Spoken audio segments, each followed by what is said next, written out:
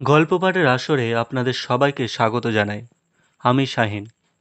আজ আবারও আপনাদের মাঝে এসেছি আনন্দ পাবলিশার্সে প্রকাশিত সুনীল গঙ্গোপাধ্যায়ের লেখা কাকাবাবু সমগ্র থেকে একটি গল্প নিয়ে।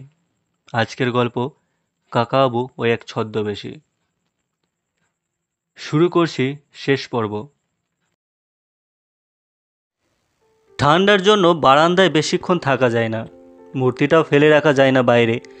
সন্তু আর জোজো ধরাধরি করে মূর্তিটা নিয়ে গেল কাকাবাবুর ঘরে। মোবাইল ফোনটা হাতে নিয়ে কাকাবাবু বললেন, এটা রেখে দিয়ে বেশ উপকারী হচ্ছে দেখছি।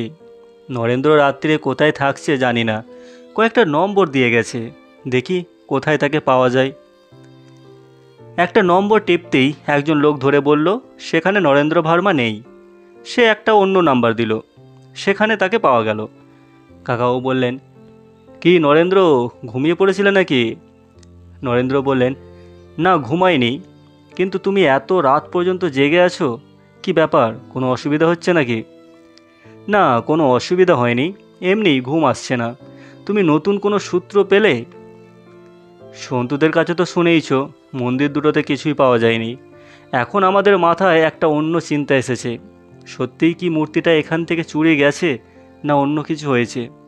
হয়তো মূর্তিটা লাল পাথর গ্রাম থেকেই চুরি হয়ে গিয়েছিল, পুরুতরা সে কথা আমাদের জানার নেই, কিংবা আসবার পথে কোথাও হারিয়ে ফেলেছে, কারণ মূর্তিটা এখানে আনার পর তো আর কেউ দেখেনি। আর কেউ দেখেনি?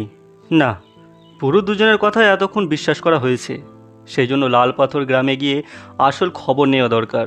অতি দুর্গম জায়গা, টেলিফোন নেই, জিপ গাড়িতেও শেষ পর্যন্ত পৌঁছানো যায় না, কয়েক কিলোমিটার হেঁটে যেতে হয়। দুজন খুব দক্ষ পুলিশ অফিসারকে আজ রাত্রি সেখানে পাঠানো হচ্ছে। তারা কাল দুপুরের মধ্যে ফিরে আসবে। তারা কি রওনা হয়ে গেছে? কাকাবাবু বললেন, এই তো গাড়িতে উঠতে যাচ্ছে। তাদের যেতে বারণ করো। বারণ করব? কেন? ওদের যেতে হবে না, বরং তুমি চলে এসো এখানে, দেরি করো না। তোমার ওখানে যাব এত রাত্রিরে? কি ব্যাপার খুলে বলো তো। নরেন্দ্র, তুমি তো আগে এত কথা জিজ্ঞেস করতে না, আসতে বলছি চলে আসবে। ঠিক আছে, আসছি। ফোন বন্ধ করে কাকাবাবু বললেন, সন্তু, মূর্তিটা একটা কম্বল দিয়ে ঢেকে রাখো, নরেন্দ্র আসার পর বেশ একটা নাটক করতে হবে। সন্তু বলল, আমি এখনও ভাবছি কাকাবাবু, মূর্তিটা কে ফেরত দিয়ে গেল, এখানেই বা দিল কেন? নিশ্চয় তোমাকে চেনে, তুমি এসেছো বলে ভয় পেয়ে গেছে। কাকাবাবু বললেন, আমাকে এখানে কে চিনবে, পুলিশরাই চেনে না। জোজো বলল, ওই নৃপেন হালদার চিনেছে, সে হয়তো আরও অনেককে বলে দিয়েছে। কাকাবাবু বললেন, শুধু মুখের কথা শুনেই আমার মতন একজন খোড়া মানুষকে ভয় পাবে? চোরেরা এত ভীতু হয় না। সন্তু বলল, চোর ধরা পড়ল না, অথচ চুরি করা জিনিস আপনি আপনি ফিরে এলো, এরকম আমি আগে কখনো শুনিনি। কাকাবাবু বললেন, চোরকে নিয়ে আমাদের আর মাথা ঘামাবার দরকার নেই, আমরা তো এখানে আসতেই চাইনি, কালই মানালির দিকে চলে যাব। নরেন্দ্র পৌঁছে গেলেন 10 মিনিটের মধ্যে। খাটের ওপর কাকাবাবুর দুপাশে সন্তু আর জোজো বসে আছে কম্বল মুড়ি দিয়ে। ঘরে একটি মাত্র চেয়ার। কাকাবাবু বললেন, এসো নরেন্দ্র, বসো ওই চেয়ারে। নরেন্দ্র বললেন, কি ব্যাপার বলো তো, এত রাতে তোমরা সবাই জেগে বসে আছো? কাকাবাবু জিজ্ঞেস করলেন, আচ্ছা বলতে পারো, কোন জানোয়ারকে দেখলে মনে হয় গজক্ষয় কিংবা মুশিক বৃদ্ধি? নরেন্দ্র হকচকিয়ে গিয়ে বললেন, হ্যাঁ, তার মানে? কাকাবাবু বললেন, একটা হাতি অনেক ছোট বনে গেছে, কিংবা একটা ইঁদুর খুব বড় হয়ে গেছে, এটা কোন জানোয়ারকে দেখলে মনে হয়? এটা জিজ্ঞাসা করার জন্য তুমি আমায় ডেকেছো? পারলে না? তাহলে এটা বলো, লাল রং হয় টকটকে, কালো হয় কুচকুচে, সাদা হয় ধপধপে, হলদে কি হয়? রাজা, তুমি আমার সঙ্গে ইয়ার্কি করছো? আরে না না, হঠাৎ এইসব প্রশ্ন মাথায় এলে রাত্রে ঘুম আসে না। আরে একটা আছে, সব পাখি বাসা বাঁধে, কোকিল কেন বাসা বাঁধে না? ধপাস করে চেয়ারটায় বসে পড়ল নরেন্দ্র। প্রথম উত্তর শুয়োর, দ্বিতীয়টার উত্তর ক্যাটক্যাটে, আর তৃতীয়টা পাখিদের মধ্যে কোকিলই একমাত্র শিল্পী। আর কি আছে বলো? কাকাও জিজ্ঞেস করলেন, জীবনে তুমি কবার চমকে উঠেছ? নরেন্দ্র বললেন, নরেন্দ্র ভার্মা সহজে চমকায় না, অন্তত গত 10 বছর কোনো কিছুতেই চমকায়নি। আর কোনো ধাঁধা টাদা দিয়ে আমাকে চমকে দেবে? কাকাবাবু বললেন, তোমার কান থেকে যদি একটা মুরগির ডিম বের করি তুমি চমকাবে না?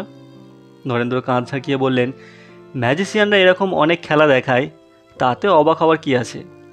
কাকাবাবু খাট থেকে নামলেন। দরজার পাশে রাখা মূর্তিটির ওপর থেকে এক টানে কম্বলটা সরিয়ে ফেলে বললেন, দেখো তো এটা কীরকম ম্যাজিক। নরেন্দ্রের চোখ দুটো রসগোল্লার মতন গোল হয়ে গেল। লাফিয়ে উঠে বললেন, এটা কি?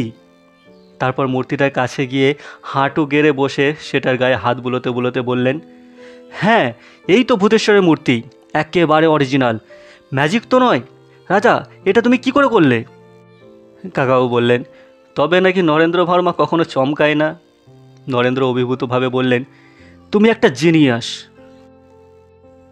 কাকাবাবু গম্ভীরভাবে বললেন, ভেবেছিলে আমাকে জব্দ করবে, জোর করে ধরে নিয়ে এসে এমন একটা কঠিন কেস দেবে যেটার আমি কিছুই করতে পারবো না, আর সবাই বলবে, দেখেছো দেখেছো, রাজা রায়চৌধুরী সামান্য একটা চোরের কাছেও হেরে যায়।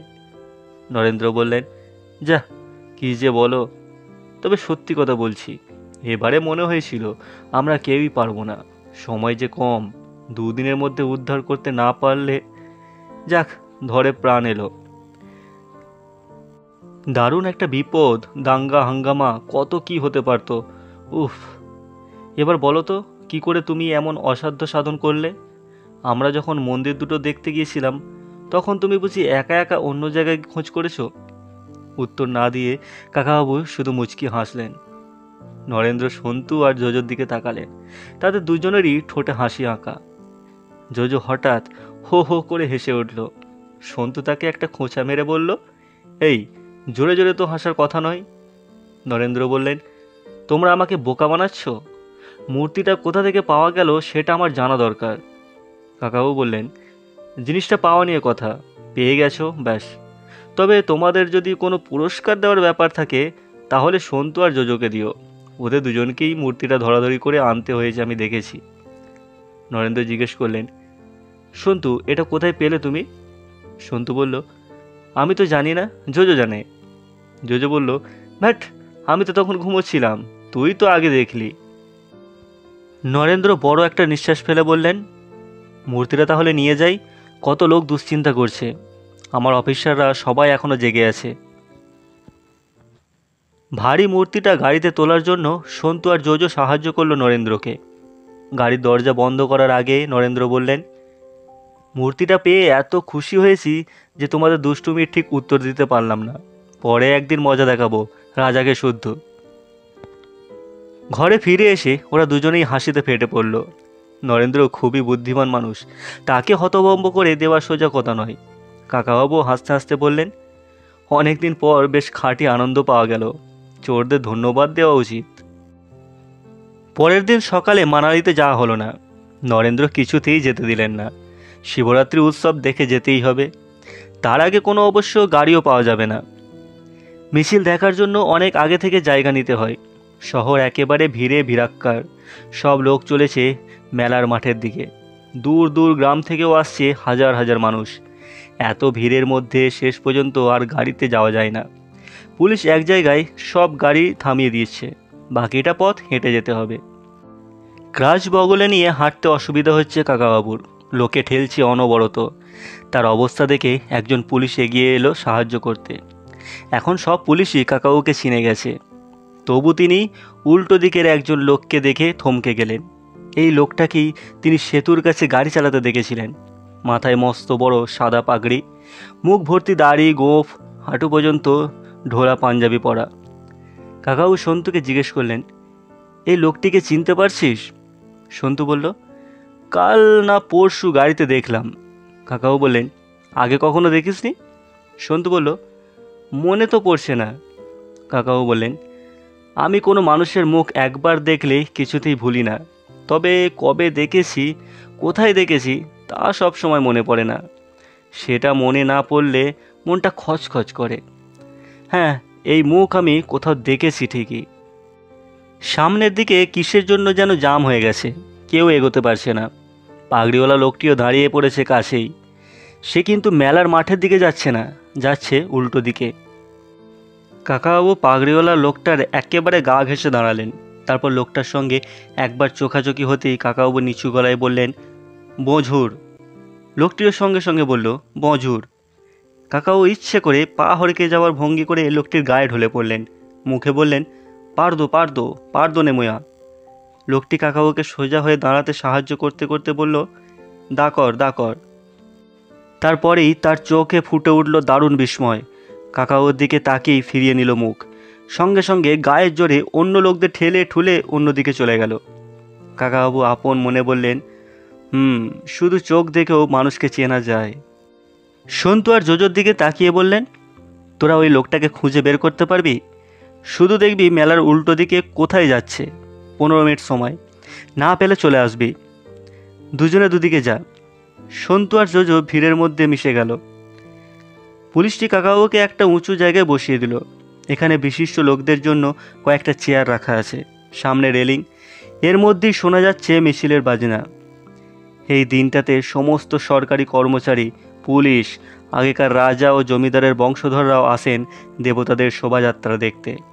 ধনী পরিবারের মহিলাদেরও আসতে হয় খানিকটা পায়ে হেঁটে। মেলার মাঠে লোকে গিজগিজ করছে। কাকাবাবুদের জায়গায় উঁচু বলে দেখতে অসুবিধা নেই। শোভাযাত্রা এই দিকে দিয়ে ঘুরে মেলার মাঠে পৌঁছাবে। সন্তু আর জোজো ফিরে আসতে না আসতেই মিছিল শুরু হয়ে গেল। জোজো বলল, আমি লোকটাকে দেখতে পেয়েছি, একটা দোকানে ঢুকলো চা খেতে। সন্তু বলল, আমি যে দেখলাম লোকটা ভিড়ের বাইরে গিয়েই একটা গাড়িতে উঠে সঙ্গে সঙ্গে স্টার্ট দিল। জোজো বলল, তুই ভুল দেখেছিস, অন্য লোককে দেখেছিস। সন্তু বলল, তুই যে ঠিক দেখেছিস তার প্রমাণ কি? জোজো বলল, লোকটা বোধহয় এখনও সেই দোকানেই বসে আছে, চল দেখিয়ে দিচ্ছি। কাকাও বললেন, মিছিল শুরু হয়ে গেছে, এখন আর যাওয়া অসম্ভব, যাক দরকার নেই, এমন কিছু ইম্পর্টেন্ট নয়। সন্তু জিজ্ঞেস করলো, আচ্ছা কাকাবাবু, তুমি কি মনে করতে পেরেছো লোকটাকে কোথায় দেখেছো? কাকাও বললেন, বোধহয় পেরেছি, তবে এখনও 100% নিশ্চিত নই। জোজো জিজ্ঞেস করলো, আপনি কি লোকটার সঙ্গে কথা বলছিলেন তখন? কি যেন ভাষা বললেন? কাকাও বললেন, ওসব কথা পরে হবে, আমরা কথা বললে অন্য লোকের অসুবিধা হচ্ছে, এখন দেখো সামনের দিকে। মিছিলের আগে আগে আসছে বাজনাদারদের দল, কত রকমের বাজনা, কারা কারা, শিঙ্গা, ভেপু, ঢাক, ঢোল। এক একটা পেতলের ভেপু কি বিরাট! একজন তা কাঁধে করে বয়ে যাচ্ছে আর একজন বাজাচ্ছে। মানুষের পোশাকেরও কত রং, চতুর্দিক ঝলমল করছে একেবারে। পুরুতদের কাঁধে চড়ে আসছেন এক একটা গ্রামের দেবতা, পালকি কিংবা সিংহাসনে, অনেকটাই ফুলে ফুলে ঢাকা। এক একটা পালকি আবার সাজানো হয়েছে হাঁসের মতন কিংবা নৌকার মতন। অনেক জ্যান্ত মানুষও দেবতা সেজেছে, বাঘছাল পরা, খালি গায়ে ছাই মাখা, হাতে ত্রিশূল, মাথায় সত্যি সত্যি একটা সাপ জড়ানো। সেই জ্যান্ত শিব একটা ঠেলা গাড়িতে দাঁড়িয়ে হাত তুলে সবাইকে আশীর্বাদ করছেন। সন্তু বলল, এই শীতের মধ্যে খালি গায়ে আছে কি করে? জোজো বলল, এরকম গাছের শিকড় আছে, সেটা চিবুলে গা গরম হয়ে যায়।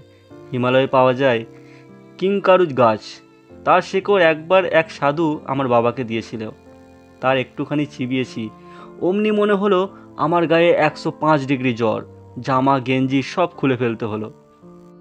সন্তু বলল, বিশল্যকরণীর নাম শুনেছি, কিংকারু গাছের নাম শুনিনি কখনো। জোজো বলল, ওটা খুব গোপন, খুব কম লোকই জানে, তোকে বলে ফেললাম। কাকাও বললেন, আমাদের ভূতেশ্বর কখন আসবে? তোরা কি বুঝতে পারছিস এই ভিড়ের মধ্যে অনেক সাদা পোশাকের পুলিশ ছড়িয়ে আছে? জোজো বলল, সাদা পোশাকে থাকলে বুঝবো কি করে? কাকাও বললেন, ধর্মীয় উৎসবে বেশি পুলিশ থাকলে ভালো দেখায় না, তবু যাতে কোনো রকম গণ্ডগোল না হয় তাই পুলিশরা অন্য পোশাকে দর্শক সেজে থাকে। পুলিশদের মুখের মধ্যে কিছু একটা ছাপ থাকে, যে জন্য আমি তাদের দেখলেই চিনতে পারি। ওই যে দেখ না, কোণে রেলিংয়ের ধারে যে লোকটা দাঁড়িয়ে আছে, দেখলে মনে হবে সাদাসিধে গ্রামের লোক। ওর লম্বা জামাটা কোমরের কাছে দেখ একটা জায়গায় ফুলে আছে, লক্ষ্য করেছিস? ওখানে গোজা আছে রিভলভার। জোজো জিজ্ঞেস করলো, এই মিছিল কখন শেষ হবে? কাকাও বললেন, আমাদের 33 কোটি দেবতা, তার মধ্যে তো মাত্র কয়েকশো এসেছে শুনেছি, 2-3 ঘন্টা তো লাগবেই।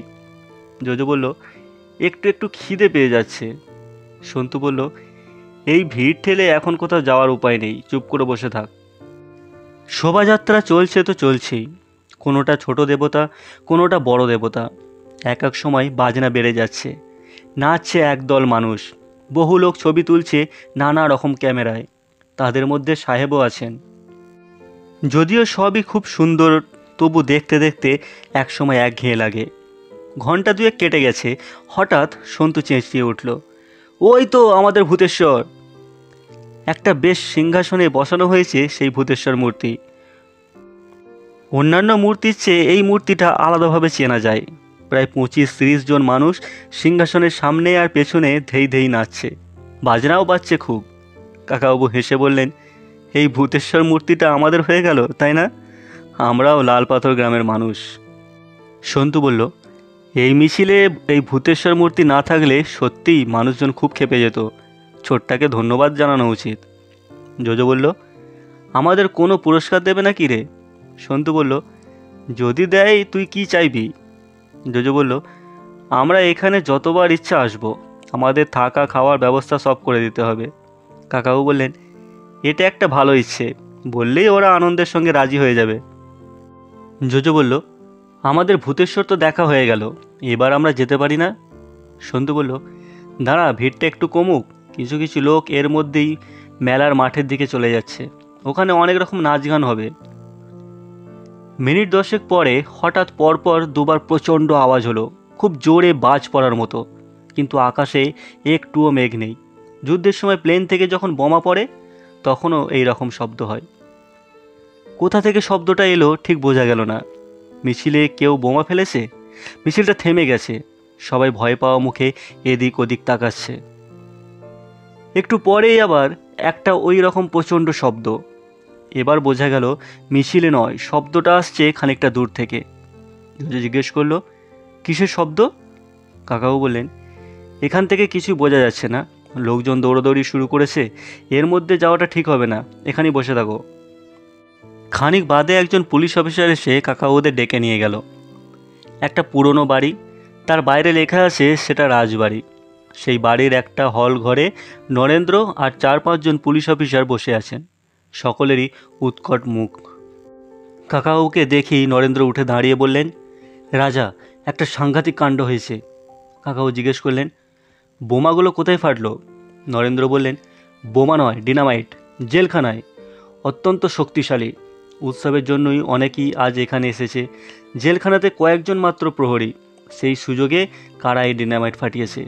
জেলের একদিকে দেওয়াল সম্পূর্ণ উড়ে গেছে, অত্যন্ত 22 জন কয়েদি পালিয়েছে, তার মধ্যে 14 জনই বিদেশি। কাকাবাবু বললেন, মান্ডি একটা ছোট জায়গা, এখানকার জেলে এত বিদেশি ছিল কেন? নরেন্দ্র বললেন, এখানে খুব ড্রাগ স্মাগলিং হয়, সেই চোরা কারবারদের জন্য কিছু দেশি লোক থাকে, বিদেশিও থাকে, মাঝে মাঝে ধরাও পড়ে। 1 বছর আগে বিদেশি চোরা কারবারিদের একটা বড় গ্যাং ধরা পড়েছিল, তাদের কারোর 5 বছর, কারোর 7 বছর কারাদণ্ড হয়েছে, সেই দলটাই পালিয়েছে। কাকাও বললেন, সময়টা ওরা ঠিক বেছে নিয়েছিল, ওদিকে কারো নজর ছিল না। নরেন্দ্র বলল, চলো রাজা, তুমি একবার জেলখানাটা দেখে আসবে। কাকাও বললেন, আমি দেখে কি করব? নরেন্দ্র বললেন, জায়গাটা একবার নিজের চোখে দেখলে তুমি হয়তো কিছু বুঝতে পারবে। কাকাবাবু হাত জোর করে বললেন, মাফ করো নরেন্দ্র, এর মধ্যে আমি আর নিজেকে জড়াতে চাই না। এখন তোমাদের কাজ ওই পলাতক কয়েদিদের খুঁজে বার করা, তাতে আমি আর কি সাহায্য করতে পারি? নরেন্দ্র বললেন, এখানে এত পাহাড়, এত লুকোবার জায়গা, খুঁজে বার করা কি সোজা কথা? ভূপিন্দর সিং বললেন, আপনি এত সহজে মূর্তিটা উদ্ধার করে দিয়ে আমাদের বাঁচিয়েছেন, আপনি জাদু জানেন, আপনি নিশ্চয়ই একটা উপায় বাতলে দিতে পারবেন। কাকাবাবু তার দিকে ফিরে বললেন, মাফ করুন সিংজি, আমি জাদু জানি না, আর একটা পেরেছি বলি যে এটা পারবো তার কোনো মানে নেই। কয়েদিদের খোঁজাখুঁজি করার জন্য পাহাড়ে ছুটোছুটি করা কি আমার পক্ষে সম্ভব? আমরা বেড়াতে এসেছি, একটু নিশ্চিন্তে বেড়াতে দেবেন না? এরপরে প্রায় আধ ঘন্টা ধরে সবাই কাকাবাবুকে ঝুলোঝুলি করতে লাগলো। কাকাবাবু জেদ ধরে রইলেন, তিনি আর কিছুতেই এখানে থাকতে রাজি নন, আজই মানালি চলে যান। গাড়িটা ছাড়লো সন্ধ্যে 6:30টায়। এখান থেকে মানালি পৌঁছাতে 3 ঘন্টা লাগার কথা। রাস্তা ভালো, রাত্রিবেলাতেও গাড়ি চালাতে কোনো অসুবিধা নেই। কাকাবাবুদের সঙ্গে কিছু খাবার দেওয়া হয়েছে, আর একটা বড় ফ্লাক্স ভর্তি চা। টেলিফোনে মানালিতে একটা হোটেলও বুক করা হয়ে গেছে। শহর ছাড়বার পর সন্তু বলল, মূর্তিচোরটার পরিচয় আর জানা হলো না, ওটা রহস্যই রয়ে গেল। জোজো ঠোঁট উল্টে বলল, কোনো পুরস্কারও দিল না। কাকাও বললেন, জেলখানার ব্যাপারটাই সবাই ব্যস্ত হয়ে পড়ল, মূর্তিটার ব্যাপারটা আর ওদের মনে নেই। তবু যা হোক, গাড়িটার ব্যবস্থা করে দিয়েছে। সন্তু বলল, ডিনামাইট দিয়ে জেলখানার পাঁচিল উড়িয়ে দিয়েছে, একবার সেটা দেখতে ইচ্ছে করছিল। কাকাও বললেন, না না, একবার একটু আগ্রহ দেখালেই ওরা আমাদের জড়িয়ে ফেলতো, শুধু শুধু বসে থাকতে হতো মান্ডিতে। তারপর হেসে বললেন, কোনো চেষ্টা না করেই আমরা মূর্তিটা উদ্ধার করে দিয়েছি, সেভাবে তো আর কয়েদিদের ধরা যেত না, তাই এখান থেকে সরে পড়াই ভালো। জোজো বলল, কাকাবাবু, আজ সকাল থেকে নিপেন হালদারকে দেখতে পাইনি, অন্য একজন খাবার দিল। কাকাবাবু বললেন, সে লোকটিকে আমি জিজ্ঞেস করেছি, সে বলল আজ নিপেনের অফ ডে, সে নিজের বাড়িতে চলে গেছে। জোজো বলল, আমার মনে হয় নিপেন ওই মূর্তিটা ফেরত আনার ব্যাপারে কিছু জানে। কাকাবাবু বললেন, জানতেও পারে, না জানতেও পারে, তাই ওকে বেনিফিট অফ ডাউট দেওয়া গেল। সন্তু জিজ্ঞেস করলো, আচ্ছা কাকাবাবু, বেনিফিট অফ ডাউটের বাংলা কি হবে? জোজো বলল, ডাউট মানে তো সন্দেহ। কাকাবাবু বললেন, এসব তো ইংরেজদের তৈরি করা আইনের কথা, ঠিক বাংলা হয়নি, কিন্তু চেষ্টা করা যেতেই পারে। না জোজো, ডাউট মানে সন্দেহ নয়, ডাউট মানে সংশয়, অর্থাৎ ঠিক না ভুল বুঝতে পারা না গেলে তখনই সংশয় হয়। সুতরাং বেনিফিট অফ ডাউটকে সংশয়ের অবকাশ বলা যেতে পারে। সন্তু বলল, অনেকটা রাস্তা, সময় কাটাতে হবে তো, একটা কিছু করা দরকার। আচ্ছা বলতো JoJo, twinkle twinkle little star, এই লাইনটার বাংলা কি হবে? জোজো বলল, টুইঙ্কেল মানে ঝিকিমিকি, তাই না? এর বাংলা বেশ সোজা, ঝিকিমিকি ঝিকিমিকি ছোট্ট তারা। কাকাও বললেন, বাহ, চমৎকার হয়েছে। সন্তু, তুই পরের লাইনটা বল। সন্তু বলল, how I wonder what you are, কী যে তুমি, ভেবে আমি আত্মহারা। বলতে বলতে সন্তু হঠাৎ উত্তেজিতভাবে বলল, কাকাবাবু, সামনের গাড়িটা আমি চিনতে পেরেছি।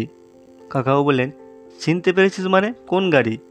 সন্তু বলল, সেই যে মাথায় পাগড়িওয়ালা লোকটাকে তুমি খুঁজতে বলেছিলে, সে ভিড় ঠেলে একটা গাড়িতে উঠে গেল, এইটা সেই গাড়ি, নম্বরটা আমার মনে আছে। কাকাবাবু কৌতূহলী হয়ে বললেন, তাই নাকি? গাড়িটা কে চালাচ্ছে বোঝা যাচ্ছে না।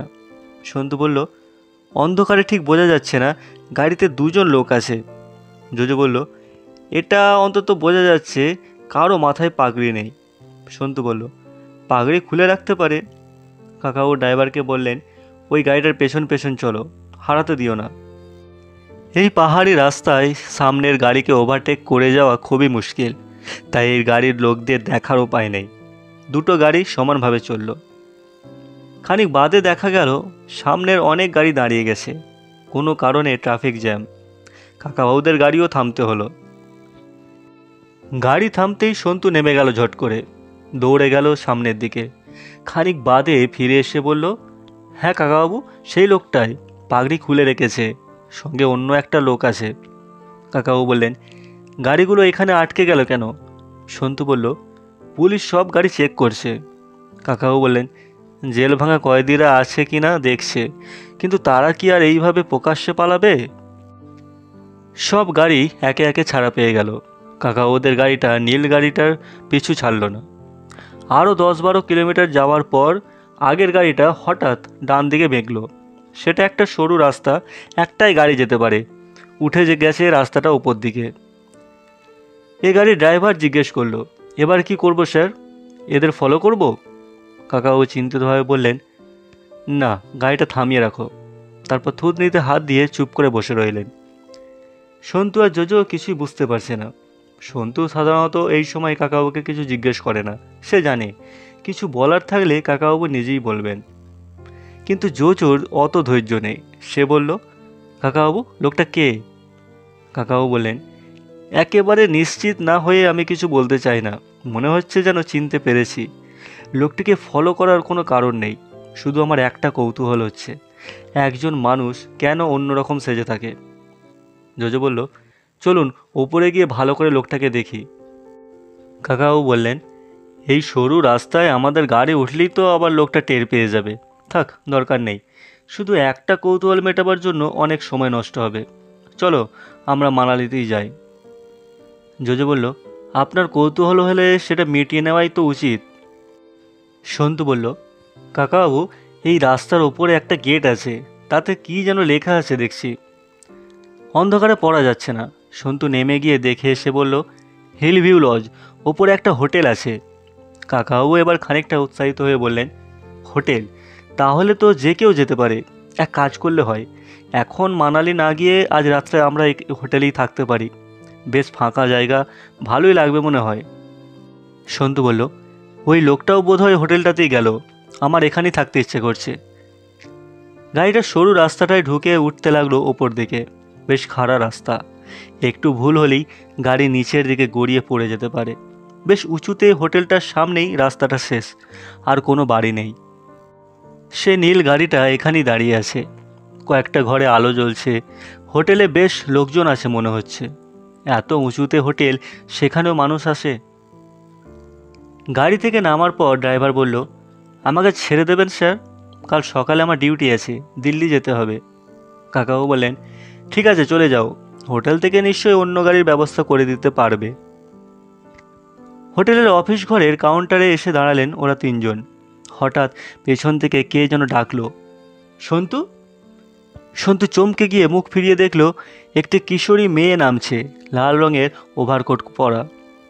কাকাবাবু ঘুরে তাকিয়ে বললেন, আরে এ তো দেবলীনা। দেবলীনা তরতর করে নেমে এসে বলল, ও মা, কি মজার ব্যাপার, এখানে দেখা হয়ে গেল। তোমরা আজ এলে কেন, আগে আসতে পারোনি? সন্তু জিজ্ঞেস করলো, তোরা এখানে কবে এসেছিস? দেবলীনা বলল, 3 দিন আগে। কোনো মানে হয়, এই 3 দিন একা একা রইলাম। সন্তু জিজ্ঞেস করলো, একা একা মানে, তোর বাবা আসেননি? দেবলীনা বলল, হ্যাঁ এসেছে, তোদের সঙ্গে দেখা হলে কত মজা হতো। আমরা গুহা দেখতে গিয়েছিলাম কাল, এখানে একটা দারুণ গুহা আছে। ঠিক আছে, আমি যাব না। সন্তু জিজ্ঞেস করলো, কোথায় যাবি না? দেবলীনা বলল, আমাদের তো একটু পরই চেক আউট করার কথা, চলে যাচ্ছিলাম। একটা ব্যাগ হাতে নিয়ে সিঁড়ি দিয়ে নেমে এলেন দেবলীনার বাবা শৈবাল দত্ত। তিনিও খুব অবাক হয়ে বললেন, আরে কাকাবাবু, সন্তু, এরকম একটা নামহীন জায়গাতেও চেনাশোনা কারোর সঙ্গে দেখা হয়ে যাবে, ভাবা যায়? কাকাবাবু জিজ্ঞেস করলেন, এরকম নামহীন জায়গার হোটেলে তোমরা কেন এলে? শৈবাল বললেন, জানেনই তো আমার মেয়ে কেমন পাগল, পাহাড় ওকে টানে। প্রত্যেক বছর ওকে একবার অন্তত পাহাড়ে বেড়াতে নিয়ে যেতেই হবে। বেশিরভাগ হিল স্টেশনেই খুব ভিড় হয়, আমি আবার ভিড়ভাড়টা একেবারে পছন্দ করি না, তাই বেছে বেছে নির্জন জায়গায় হোটেল খুঁজি। কাকাবাবু জিজ্ঞেস করলেন, এ হোটেলটা কেমন, ভালো? শৈবাল বললেন, খুবই ভালো, অনেক পাহাড় দেখা যায়, একটা জলপ্রপাতও আছে, খাবার দাবারও ভালো। হোটেলের মালিকের ব্যবহারও বেশ ভদ্র, ওই তো মালিক, আলাপ করে দেখবেন। পাশেই ডাইনিং রুম, তার মাঝখানে দাঁড়িয়ে একটি লোক এদিকেই চেয়ে আছে। এ সেই লোকটি, এখন মাথায় আবার সাদা পাগড়ি। দেবলীনা কাকাবুর পিঠে একটা কিল মেরে বলল, তোমরা খুব খারাপ, হিমাচলে আসবে আমাকে একবার বলনি? কাকাবু বললেন, আমাদের তো আগে থেকে ঠিক থাকে না, যাই হোক দেখা তো হলো। দেবলীনা বাবার দিকে ফিরে বলল, তোমার দরকার থাকে তুমি চলে যাও, আমি এখন আরও থাকবো। শৈবাল বললেন, তা কি হয়, প্লেনের টিকিট কাটা আছে। কাকাবু বললেন, তোমাদের আজ এই রাত্রি চলে যেতে হবে কেন? কোথায় প্লেন, দিল্লিতে? শৈবাল বললেন, না, কুলুর কাছে একটা ছোট এয়ারপোর্ট আছে, সেখান থেকে দিল্লিতে প্লেন যায়। কাল দিল্লিতে আমার খুব জরুরি কাজ আছে। মুশকিল কি জানেন, প্লেনটা ছাড়ে ভোর 5:30টায়। এই হোটেল থেকে অত ভোরে গিয়ে প্লেন ধরা খুবই শক্ত, তাই এয়ারপোর্টের কাছে একটা হোটেলে রাত কাটাতে হবে। দেবলীনা বলল, তুমি যাও, আমি যাচ্ছি না। শৈবাল বলল, এই রে, আবার পাগলামি শুরু হলো। কাকাবাবু, আপনি একটু ওকে বুঝিয়ে বলুন না। কাকাবাবু বললেন, দেবলীনা আমাদের সঙ্গে কয়েকটা দিন থেকে গেলে খুব অসুবিধা হবে। কয়েকদিন পর আমরাও দিল্লি ফিরব, ও আমাদের সঙ্গেই ফিরবে। শৈবাল বললেন, ওকে রেখে যাওয়া যেত, কিন্তু আজ সকালেই টেলিফোন পেয়েছি, দিল্লিতে ওর মাসি থাকেন, হঠাৎ খুব অসুস্থ হয়ে পড়েছেন, বাঁচবেন কিনা সন্দেহ। তিনি ওকে খুবই ভালোবাসেন, ওকে দেখতে চান। আমার তো কাজ আছেই, তাছাড়াও প্লেনের টিকিট কিনেছি এই জন্যই। মেয়ের দিকে ফিরে জিজ্ঞেস করলেন, কী রে খুকি, তুই তোর মাসিকে শেষ দেখা দেখতে চাস না? দেবলীনা উত্তর না দিয়ে মুখ গোঁজ করে রইল। কাকাবাবু বললেন, তাহলে তো আর আটকানো যায় না, ঠিক আছে, এর পরের বার আমরা একসঙ্গে কোনো পাহাড়ে যাব। শৈবাল বললেন, আপনাদের রাত্রিরে খাওয়া তো হয়নি মনে হচ্ছে, চলুন একসঙ্গে খেয়ে নেই, তারপর আমরা বেরিয়ে পড়ব। কাকাবাবুদের জিনিসপত্র পাঠিয়ে দেওয়া হলো ওপরে দুটি ঘরে। সবাই মিলে বসলেন ডাইনিং হলের একটি টেবিলে। প্রথমেই এলো জলজিরার শরবত। দেবলীনা সন্তুকে জিজ্ঞেস করলো, এখানে বুঝি কোনো উল্কা পড়েছে কিংবা চাঁদের পাথর ছুটে গেছে? সন্তু বলল, সেসব কিছু না, স্রেফ বেড়াতে এসেছি। আমার বন্ধু জোজোকে বোধহয় তুমি আগে দেখোনি। দেবলীনা বলল, এই জোজো, এ কি তোরই মতন ক্যাবলাকান্ত? জোজো বলল, আমি আরও বেশি ক্যাবলা। দেবলীনা বলল, তোমার মুখ দেখলেই তা বোঝা যায়। বলো তো, মানুষ কতটা লম্বা হয়? শৈবাল কাকাবাবুকে বললেন, দেখেছেন আমার মেয়ের কাণ্ড, কিভাবে কথা বলে। সন্তু কেন যে ওকে ওকে চাঁটি মারে না? কাকাবাবু হাসতে হাসতে বললেন, দেবলীনার কাছে সন্তু জব্দ। দেবলীনা জোজোকে খোঁচা মেরে বলল, বলতে পারলে না তো মানুষ কতটা লম্বা হয়? এ তো সোজা, সব মানুষই 3.5 হাত। জোজো বলল, যা, এক একজন মানুষ এক এক রকমের, কেউ খুব বেটে, কেউ লম্বা। দেবলীনা বলল, সাধে কি আর বলছি ক্যাবলাকান্ত, নিজের হাতে মাপলে সবাই 3.5 হাত। বেটে লোকের হাত ছোট, লম্বা লোকের হাতও বড়। দাড়িওয়ালা মাথায় পাগড়ি পরা লোকটি খানিকটা দূরে দাঁড়িয়ে এই টেবিলের দিকেই তাকিয়ে আছে। শৈবাল হাতছানি দিয়ে তাকে কাছে ডাকলেন। তারপর পরিচয় করিয়ে দিয়ে বললেন, ইনি হোটেলের মালিক ধরমবীর সিং। ইনি ছোটবেলা থেকে বিলেতে মানুষ হয়েছেন, আর ইনি রাজা রায়চৌধুরী। এর পরিচয় কী আর বলবো। কাকাবাবু টেবিলের তলায় পা দিয়ে শৈবালকে একটা খোঁচা দিয়ে থামবার ইঙ্গিত করে বললেন, আমি একজন রিটায়ার্ড লোক, এমনিই বেড়াতে এসেছি। কাকাবাবু আর ধরমবীর পরস্পরের দিকে নিষ্পলকভাবে তাকিয়ে রইলেন কয়েক মুহূর্ত। তারপর ধরমবীর ইংরেজিতে বললেন, ওয়েলকাম টু মাই হোটেল, আশা করি আপনাদের এখানে ভালো লাগবে। কাকাবাবু বললেন, আমিও তাই আশা করি। আপনার এখান থেকে গাড়ি ভাড়ার ব্যবস্থা করা যাবে? ধরমবীর বললেন, হোটেলেরই নিজস্ব গাড়ি আছে, চাইলেই পাবেন। আর বিশেষ কথা হলো না, খাবার এসে গেল। দেবলীনা সন্তুকে বলল, পাহাড়ের ওপাশটায় একটা গুহা আছে, দেখতে ভুলিস না। জোজো জিজ্ঞেস করলো, গুহাটাতে কি আছে? দেবলীনা বলল, গুহার মধ্যে আবার কি থাকবে, জলহস্তী? গুহা তো গুহায়, অনেকটা লম্বা।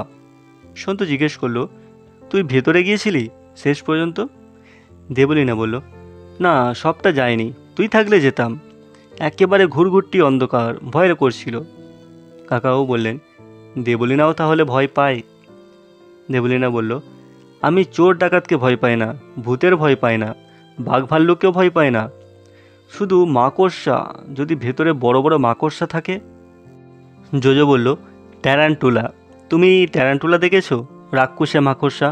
আমি দেখেছি সাউথ আমেরিকায়, অ্যামাজন নদীর ধারের জঙ্গলে, এক ঝাঁক। ওদের সামনে পড়লে মানুষ বাঁচে না, ওরা গুলি করলে মরে না, ছোড়া দিয়ে কাটা যায় না। আমি বুদ্ধি করে একটা স্প্রে গান নিয়ে গিয়েছিলাম, তা দিয়ে ওদের গায়ে ছিটিয়ে দিলাম কেরোসিন। ওদের খুব প্রিয় খাদ্য কেরোসিন। মাকড়সাগুলো চেটে চেটে কেরোসিন খাচ্ছে। আমি একটা দেশলাই কাঠি ঝেড়ে ছুঁড়ে দিলাম ওদের দিকে, ব্যাস। দেবলীনা সন্তুর দিকে তাকিয়ে বলল, এই ছেলেটা খুব গুল মারে, তাই না? সন্তু হাসি চেপে বলল, না, জোজো অনেক বেশ দেশ বিদেশ ঘুরেছে। দেবলীনা বলল, ও পকেটে দেশলাই রাখে কেন, বিড়ি খায় বুঝি? শৈবাল ধমক দিয়ে বললেন, এই খুকি, কি হচ্ছে কি, চুপ কর। কাকাও বললেন, ওর চটাস চটাস কথা শুনতে আমার খুব ভালো লাগে। শৈবাল বললেন, মেয়েটা আমার পাগল একেবারে। দেবলীনা বলল, আমি পাগল? পাগল বুঝি ফার্স্ট হয়? জোজোর সঙ্গে সঙ্গে বলল, হ্যাঁ হয়, পাগলামিতে ফার্স্ট। সন্তুর সঙ্গে সঙ্গে হাততালি দিয়ে বলল, এইবার জোজো একখানা ভালো দিয়েছে। দেবলীনা উঠে পড়ে বলল, আমি হাত ধুয়ে আসছি। কাকাও বললেন, সন্তু তুই ওর সঙ্গে যা, ও মেয়েকে বিশ্বাস নেই, হঠাৎ দৌড় মারতে পারে। শৈবাল বললেন, যা বলেছেন, এর মধ্যে আরও একবার বাড়ি থেকে পালিয়েছে, জানেন তো? কাকাও বললেন, এই নিয়ে 4 বার হলো? শৈবাল বললেন, হ্যাঁ 4 বার। আগের বার আপনি উদ্ধার করেছিলেন, এবারেও আপনাকে খবর দেব ভাবছিলাম, তখনই খবর পেলাম আসানসোল স্টেশনে পুলিশের হাতে ধরা পড়েছে। একটু পরে দেখা গেল সন্তু দেবলীনার হাত ধরে টানতে টানতে নিয়ে আসছে। কাছে এসে বলল, হোটেল থেকে বেরিয়ে পালাবার চেষ্টা করছিল।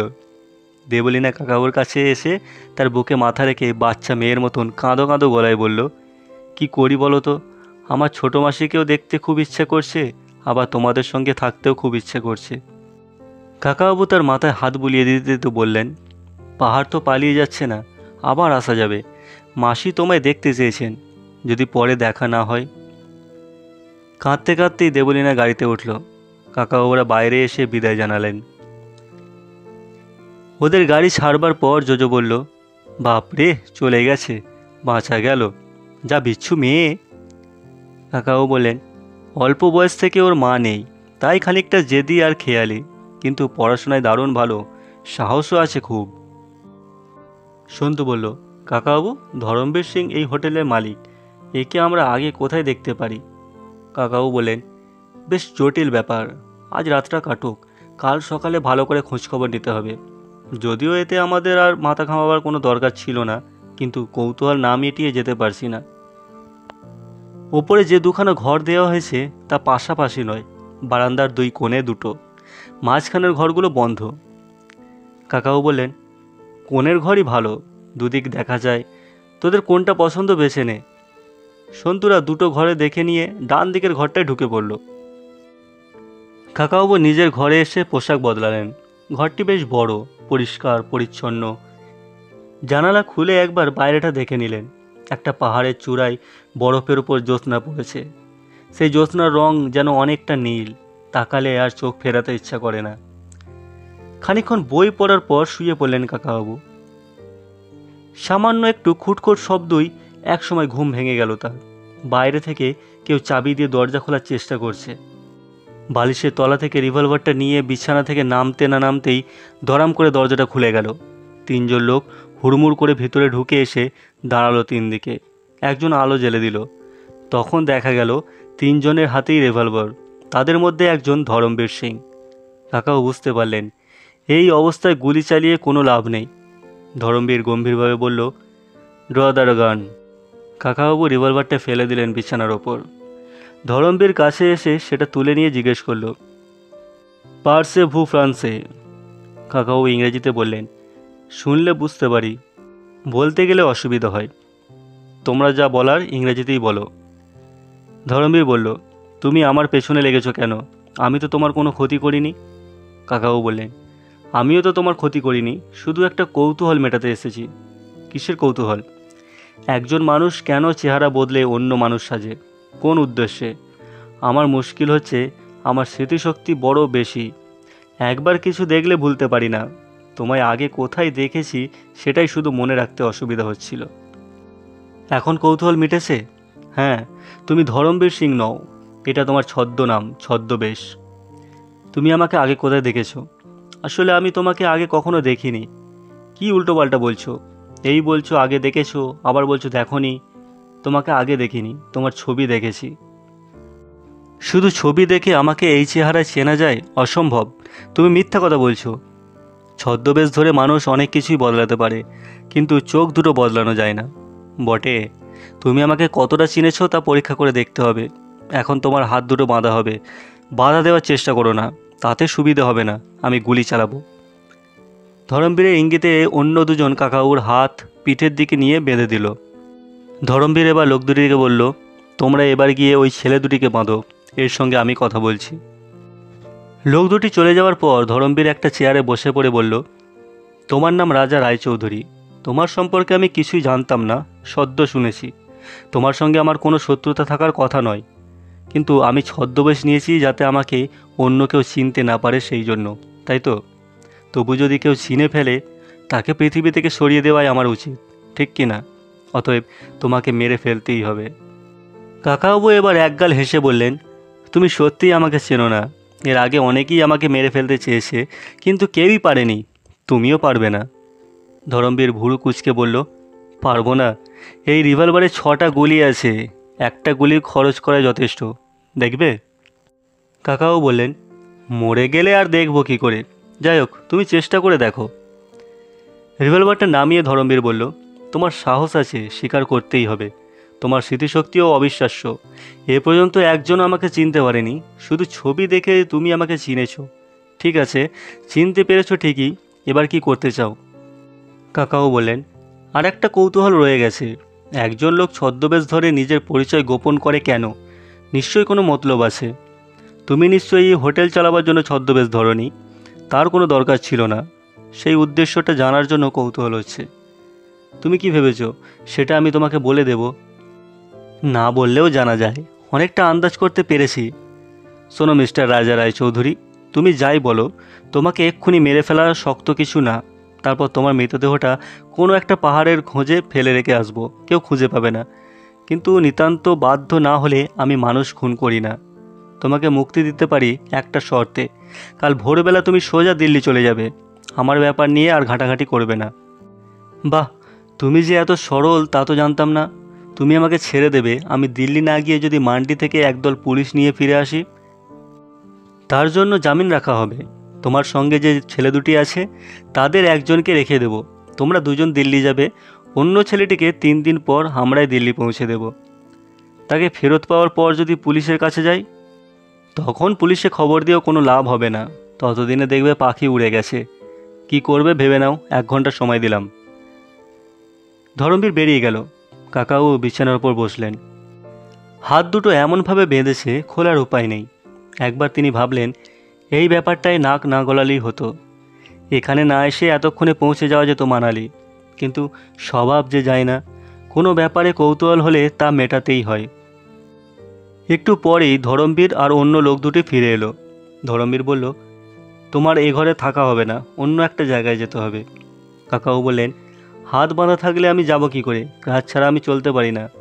ধরমবীর বলল, তোমায় চলতে হবে না, এরা দুজন তোমাকে বয়ে নিয়ে যাবে। কাকাবাবু এবার প্রচণ্ড জোরে ধমক দিয়ে বললেন, তোমরা ভেবেছো কি আমি কি ছেলে মানুষ নাকি যে আমাকে বয়ে নিয়ে যাবে? হাত খুলে দাও, তোমরা যেখানে যেতে বলবে যাব। ওদের মধ্যে একজন টাকমাথা লোক এক ঘুষি কষালো কাকাবাবুর মুখে। কাকাবাবু নাক দিয়ে টপ টপ করে রক্ত পড়তে লাগলো। কাকাবাবু তার দিকে ফিরে ঠান্ডা কঠিন গলায় বললেন, তোমার মালিক হুকুম দেওয়ার আগেই তুমি আমাকে মারলে কেন? আমার গায়ে কেউ হাত তুললে তাকে আমি শাস্তি না দিয়ে ছাড়ি না, তুমিও শাস্তি পাবে। লোকটি আবার মারবার জন্য হাত তুলতেই ধরমবীর তাকে বাধা দিয়ে বলল, ঠিক আছে, ওর বাঁধন খুলে দাও। রায়চৌধুরী, আশা করি তুমি ভদ্রলোকের মতো আমাদের সঙ্গে আসবে, চেঁচামেচি করবে না। ঘর থেকে বেরিয়ে সিঁড়ি দিয়ে নেমে আসা হলো একতলায়। এখন কোনো ঘরে আলো জ্বলছে না। হোটেলের পেছন দিকের একটা দরজা দিয়ে বের হয়ে হাঁটতে হলো এবড়ো খেবড়ো রাস্তায়। ঠিক রাস্তাও নয়, বড় বড় পাথর ছড়ানো, অন্ধকার। কাকাবাবু কয়েকবার হোঁচট খেতে খেতে সামলে নিলেন। খানিক বাদে দেখলেন এক জায়গায় আলো জ্বলছে। সেটা একটা গুহার মুখ। হাতে হ্যাজাক নিয়ে দাঁড়িয়ে আছে একজন লোক। দেবলে নাকি এই গুহাটার কথাই বলেছিল। গুহাটার মধ্যেও অনেকটা যেতে হলো। মাঝে মাঝে আলো রাখা আছে। একটা জায়গায় বেশ চওড়া। হঠাৎ যেন গুহাটার পেট মোটা হয়ে গেছে। সেখানে দুদিকে দুটো লোহার বেঞ্চ পাতা। একটাতে বসে আছে সন্তু আর জোজো, পাশে একজন রিভলভারধারী পাহারাদার। সেখানে দেওয়ালে একটা মশাল জ্বলছে। ধরমবীর বলল, শোনো রায়চৌধুরী, আমাদের এখন অনেক জরুরি কাজ আছে। তোমাকে নিয়ে বেশি মাথা ঘামাবার সময় নেই। তুমি আর একটি ছেলে কাল ভোরে দিল্লি চলে যাবে। একটি ছেলেকে আমরা রেখে দেব। তুমি কোনো গণ্ডগোল না করলে ছেলেটি দিল্লি পৌঁছে যাবে 3 দিন পর। কোন ছেলেটি থাকবে? আচ্ছা, একই তাহলে রেখে দেওয়া যাবে। সে জোজোর কাঁধে একটা চাপড় মারতেই জোজো সিঁটিয়ে সরে গেল। সন্তু বলল, ওকে কিছু বলার দরকার নেই, যা বলার আমাকে বলুন। ধরমবীর বলল, বেশ, তুমিই থাকো, তুমি চলো আমাদের সঙ্গে। কাকাও বললেন, সে প্রশ্নই ওঠে না। একজনকে রেখে কিছুতেই আমি যেতে রাজি নই। হয় 3জনই একসঙ্গে যাব, অথবা 3জনই থাকব। ধরমবীর এবার গলা চড়িয়ে ধমকে বলল, তোমাদের সঙ্গে আমি যথেষ্ট ভদ্র ব্যবহার করেছি। অন্য কেউ হলে এতক্ষণে 3জনকেই সাবার করে দিত।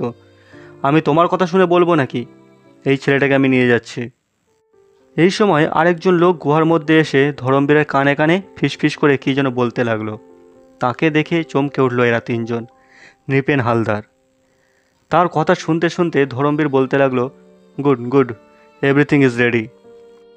সে কথা শেষ করার পর নৃপেন কাকাবাবুর দিকে আঙুল দেখিয়ে বলল, স্যার, এ আদমি ভেরি ডেঞ্জারাস এই। আর এই ছেলেটা সন্তু ভেরি বিচ্ছু, দয়া মায়া দেখাবেন না স্যার। জোজো বাংলায় বলল, আপনি বাঙালি হয়ে আমাদের সঙ্গে এরকম বিশ্বাসঘাতকতা করলেন? নৃপেন ভেংচি কেটে বলল, ইস, বাঙালি! বাংলায় কেউ আমায় চাকরি দিয়েছে? ফ্যা ফ্যা করে ঘুরে বেরিয়েছি। তোমাদের এই ব্যাপারে নাক গলাতে কে বলেছিল? কাকাও বললেন, চাকরি না পেলেই যদি কেউ খুনে গুন্ডাদের দলে যোগ দেয়, তাহলে সে বাঙালি না, বিহারি না, মারোয়ারি না, পাঞ্জাবি না, শুধুই একটা খারাপ লোক। চাকরি না করেও মানুষ নিজের পায়ে দাঁড়াতে পারে। নৃপেন বলল, চুপ, আবার বড় বড় কথা। আমাদের সাহেব ইচ্ছা করলেই তোমাদের এক্ষুনি খতম করে দিতে পারে। ধরমবীর বলল, রায়চৌধুরী, ইংরেজিতে একটা কথা আছে, কিউরিয়াসিটি কি দ্য ক্যাট। বেশি কৌতূহল দেখালে অনেক সময় প্রাণ দিতে হয়। তোমরা যথেষ্ট কৌতূহল দেখিয়েছ। এখন থেকে আমি যা বলছি তাই শুনতে হবে। এই ছেলেটাকে আমি সঙ্গে নিয়ে যাচ্ছি, চলো। সে ইঙ্গিত করতেই রিভলভারধারী প্রহরীটা সন্তুকে জাপটে ধরল। সন্তু ভালো মানুষের মতন কয়েক পা গেল তার সঙ্গে। তারপর হঠাৎ নিচু হয়ে লোকটির এক পা জড়িয়ে ধরে মারল এক আছাড়। তার হাতে রিভলভারটা ছিটকে পড়ে গেল।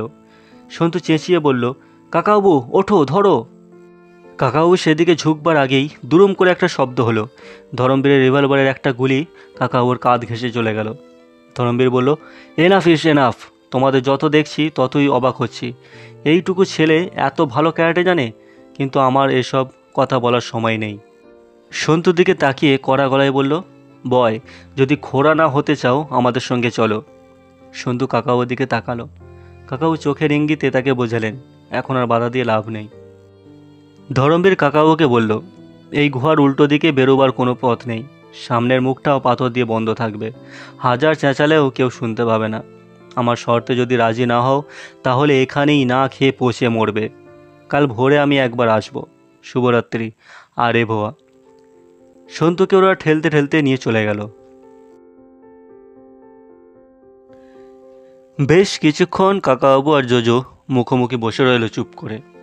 তারপর কাকাবাবু দুহাত ছড়িয়ে আড়মোড়া ভেঙে বললেন, সব কিছুরই একটা ভালো দিক থাকে। এরা আমাদের হাত পা বাঁধেনি, বাঁধতেও তো পারত। তার মানে এরা ঠিক ডাকাত নয়, অন্য কিছু। ঘুরঘুরটি অন্ধকারটাও নেই, মশাল জ্বলছে, ক্রাস দুটোও দিয়ে গেছে দেখছি। জোজো বলল, এরা খেতে দেবে কি? খিদে পাচ্ছে। কাকাবাবু বললেন, সে কি, এর মধ্যেই খিদে পাবে কেন? আমরা তো রাত্রির খাবার খেয়ে নিয়েছি। জোজো বলল, ও তাই তো, ভুলে গিয়েছিলাম। সকালে ব্রেকফাস্ট দেবে? কাকাবাবু বললেন, এত বড় হোটেল, দেওয়াই তো উচিত। জোজো, তুমি গুহার মুখটা দেখে এসো তো, সেখানে কি অবস্থা। জোজো দৌড়ে চলে গেল। ফিরে এলো একটু পরেই, মুখটা বিবর্ণ। সে বলল, কাকাবাবু, সাংঘাতিক ব্যাপার। মুখটা একেবারে বন্ধ। আমরা যে ভেতরে আছি তা বাইরে থেকে কেউ বুঝতেই পারবে না। কি হবে? কাকাবাবু বললেন, অত ঘাবড়াবার কি আছে? বাংলায় বলে, যতক্ষণ শ্বাস ততক্ষণ আস, যতক্ষণ নিঃশ্বাস পড়ে ততক্ষণ আশা ছাড়তে নেই। সন্তু তো বাইরেই আছে, সে কি আমাদের ভুলে যাবে? জোজো বলল, সন্তু লোকটাকে কি জোর আছাড় মারল। ইস, সেই সময় যদি রিভলভারটা তুলে নেওয়া যেত। কাকাবাবু বললেন, সিনেমায় এসব খুব সহজ মনে হয়, কিন্তু এইসব ক্রিমিনাল, তারা কি বোকা? তারা সব সময় তৈরি থাকে। ওই লোকটা এমন গুলি চালালো, আমার কাঁধের কাছটা ছুঁয়ে গেল। ও ইচ্ছে করলে আমার বুকেও মারতে পারত। আচ্ছা কাকাবাবু, ওই লোকটা আসলে কে? আপনি তো ওকে চিনতে পেরেছেন। তোমরা যে ওকে কেন চিনতে পারোনি সেটাই আমি বুঝতে পারছি না। আমরা তো একই সঙ্গে ওর ছবি দেখেছি। ছবি? মণিকরণে একটা বাড়ির দেওয়ালে ওর ছবি সাঁটা ছিল, মনে নেই? সেই যে একটা লোক হারিয়ে গেছে, যার সন্ধান পেলে $10,000 দেওয়া হবে, তা নিয়ে কত কথা হলো। কিন্তু সে লোকটা তো বিদেশি, মানে ক্যানাডিয়ান। বিদেশিরা কি এদেশি সাজতে পারে না? আমাদের দেশের কত লোক তো সাহেব সাজে, বিদেশিরাও ভারতীয় সাজতে পারে। এখানে আসার সময় সন্তু বলেছিল বটে, ধরমবীর সিংহকে ঠিক ভারতীয় মনে হয় না, ওর ইংরেজি অন্যরকম। আমি তখন বললাম, দেবলীনার বাবা তো জানিয়েছেন ধরমবীর সিং ছোটোবেলা থেকেই বিলেতে ছিল, তাই ইংরেজি তো অন্যরকম হতেই পারে। ও বিলেতেও থাকেনি, ওর নাম ধরমবীরও নয়, ও ক্যানাডিয়ান। ওর নামটা মনে আছে? কি যেন চিরাগ, তাই না? কারো নাম দেখলে, ছবি দেখলে ভালো করে লক্ষ্য রাখতে হয়। তুমিই তো বলেছিলে ওকে খুঁজে বের করে $10,000 পুরস্কার নিতে হবে। মনে পড়েছে, চার্লস চিরাগ। চিরাগ নয়, সিরাক। তাহলে আর চার্লস হবে না, শার্ল। ফরাসি দেশের এক রাষ্ট্রপতির নাম ছিল সিরাক। কানাডার এদিকেও অনেক ফরাসি আছে, সেই জন্যই আমার মনে হয়েছিল শার্ল সিরাক যার নাম, সে নিশ্চয়ই ফরাসি ভাষা জানবে। লোকটির চোখ দেখে আমার সন্দেহ হয়েছিল। মেলার ভিড়ের মধ্যে আমি ইচ্ছে করে ওর গায়ে ঢলে পড়ে দু একটা ফরাসি ভাষায় কথা বলেছিলাম। জানো তো, মানুষকে হঠাৎ তার মাতৃভাষায় কোনো প্রশ্ন জিজ্ঞেস করলে বা যে কোনো কথা বললে সে মাতৃভাষাতেই উত্তর দেয়। তুমি পৃথিবীর যে কোনো দেশেই যাও, হঠাৎ যদি কেউ তোমায় বাংলায় জিজ্ঞাসা করে তুমি কেমন আছো, তুমি সঙ্গে সঙ্গে বাংলাতেই উত্তর দেবে, তাই না?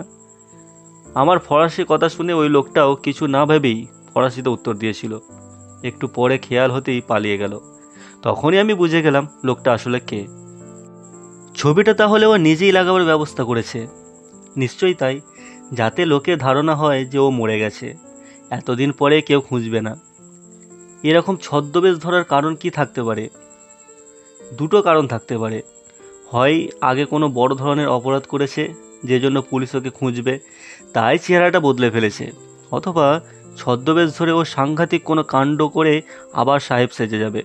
যদ্দূর মনে হচ্ছে মান্ডির জেলখানা ভাঙার ব্যাপারে ওর কোনো যোগ আছে। জেল থেকে যারা পালিয়েছে তাদের অধিকাংশই বিদেশি। কাকাবাবু একটা হাই তুললেন, তারপর বললেন, অনেক রাত হলো, এখন একটু ঘুমিয়ে নেওয়া যাক। জোজো বলল, এই অবস্থায় আপনার ঘুম আসবে?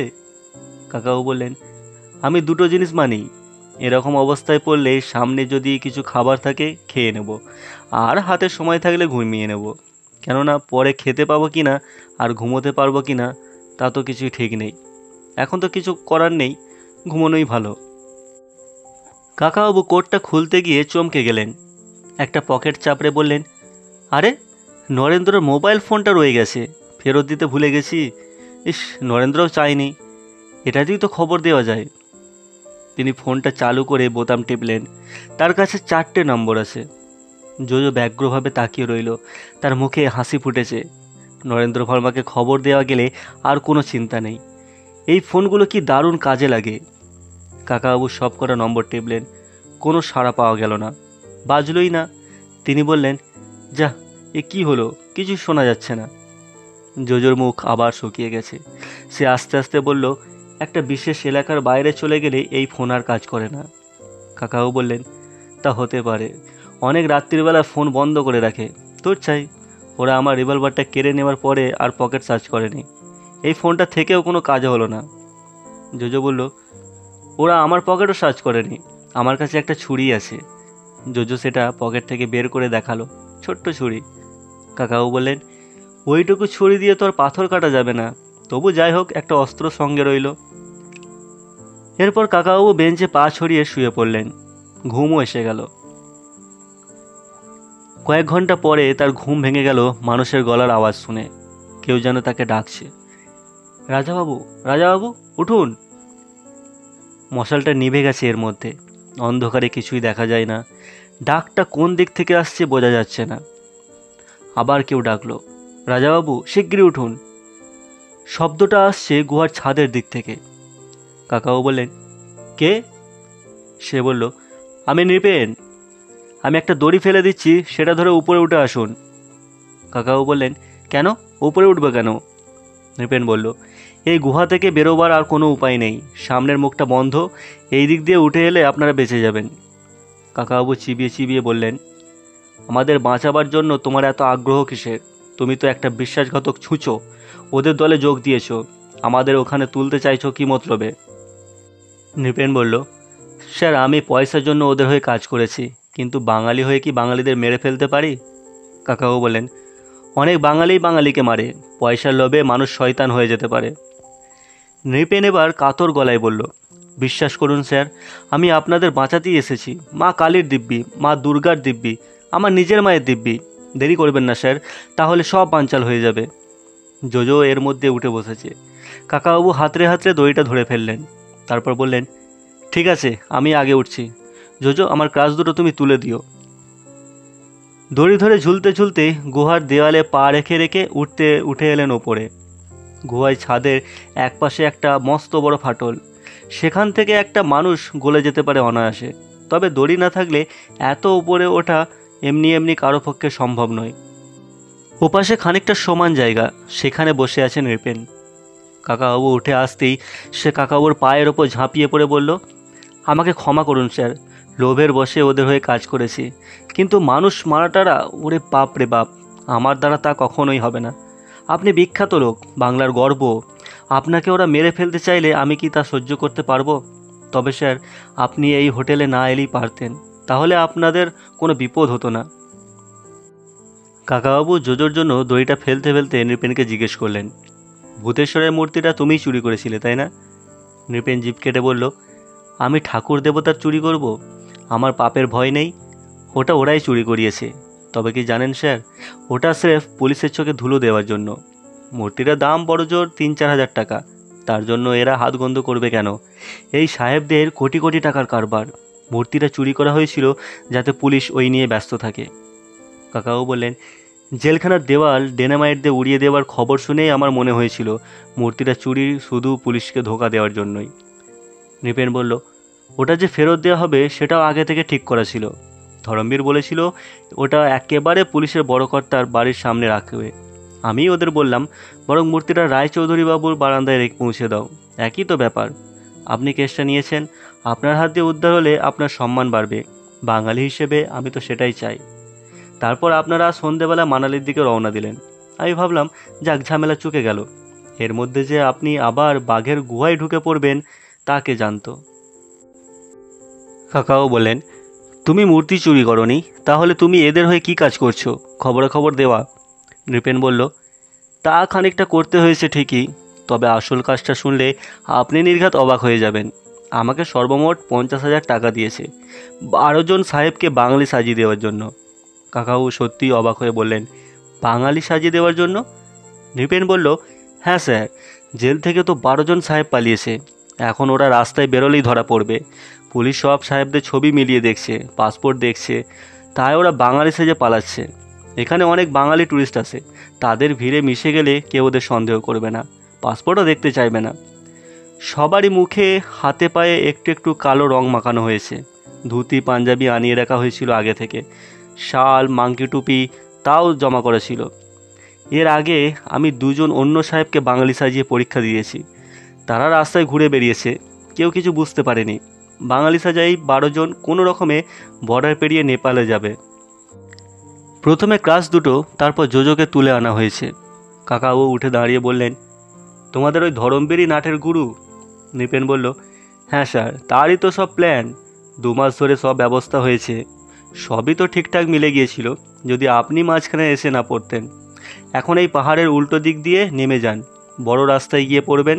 ভোর তো হয়ে এলো, রাস্তায় গাড়ি পেয়ে যাবেন। কাকাবাবু বললেন, নেমে যাব মানে? সন্তু কোথায়? নৃপেন বলল, তাকে তো হোটেলের একটা ঘরে আটকে রেখেছে। হোটেলে ঢোকা এখন ডেঞ্জারাস ব্যাপার। সাহেবরা 2-3 জন করে বেরোবার জন্য তৈরি হচ্ছে। কাকাবাবু বললেন, সন্তুকে না নিয়ে আমরা যাব নাকি? জোজো বলল, কিছুতেই না। নৃপেন বলল, ঠিক আছে, আপনারা এগোন, আপনার তো নামতে সময় লাগবে। আমি দেখছি যদি ছেলেটাকে বের করে আনতে পারি। তাকে বোধহয় 3 তলায় রেখেছে। কাকাবাবু বললেন, শুধু তোমার ভরসায় ছেড়ে দিতে পারি না, আমাকেও যেতে হবে। কাকাবাবু এগোতে শুরু করলেন। একটু একটু করে আলো ফুটেছে। পাহাড়ের আড়ালে সূর্য দেখা যাচ্ছে না, হোটেলটা দেখা যাচ্ছে আবছাভাবে। কাকাবাবু জোজোকে বললেন, বড় বড় পাথরের পাশ দিয়ে চলো, যেন কেউ দেখতে না পায়। হোটেলের পেছনের দরজা দিয়ে একজন লোক বেরিয়ে কি যেন ফেলে দিয়ে আবার ভেতরে ঢুকে গেল। কাকাবাবু দেওয়াল ঘেঁষে কিছুক্ষণ অপেক্ষা করে তারপর আবার এগোলেন সেই দরজার দিকে। নৃপেন এর মধ্যে অদৃশ্য হয়ে গেছে। হাতে কোনো অস্ত্র নেই বলে কাকাবাবু খানিকটা অসহায় বোধ করছেন। আছে শুধু ক্রাচ দুটো। সাবধানে দরজা দিয়ে উঁকি মেরে দেখলেন কেউ নেই। ঢুকে পড়লেন ভিতরে। বারান্দাটা এখনও অন্ধকার, ডান পাশেই সিঁড়ি। কাকাবাবু ফিসফিস করে জোজোকে বললেন, প্রথমে 3 তলাটাই দেখা যাক, কেউ যেন টের না পায়। কাকাবাবুর ক্রাচের তলায় রবার বসানো, তাই ঠক ঠক শব্দ হয় না, কিন্তু একটু না একটু শব্দ তো হবেই। তিনি উঠতে লাগলেন এক পা করে, থেমে থেমে। সিঁড়ির বাঁক ঘোরার মুখেই একটা লোক একেবারে সামনাসামনি এসে গেল। তার হাতে বন্দুক। সেই বন্দুকটা তুলে গুলি চালাবার আগেই কাকাবাবু ক্রাচ দিয়ে তাকে মারলেন প্রচণ্ড জোরে। লোকটা মাটিতে পড়ে গিয়েও বন্দুকটা ছাড়ল না। কাকাবাবু আবার মারলেন তার হাতে। এবারে লোকটা বন্দুকটা ছেড়ে তড়াক করে লাফিয়ে এসে গলা চেপে ধরল কাকাবাবুর। শুরু হলো ধস্তাধস্তি। লোকটা সিঁড়ির ওপরের ধাপে, কাকাবাবু নিচে, তাই লোকটার সুবিধে বেশি। সে কাকাবাবুকে প্রায় ঠেলে ফেলে দিচ্ছে। জোজো পেছন দিক থেকে এসে লোকটার হাত ছাড়াবার চেষ্টা করলো, কাকাবাবু কোনো ক্রমে বললেন, বন্দুকটা।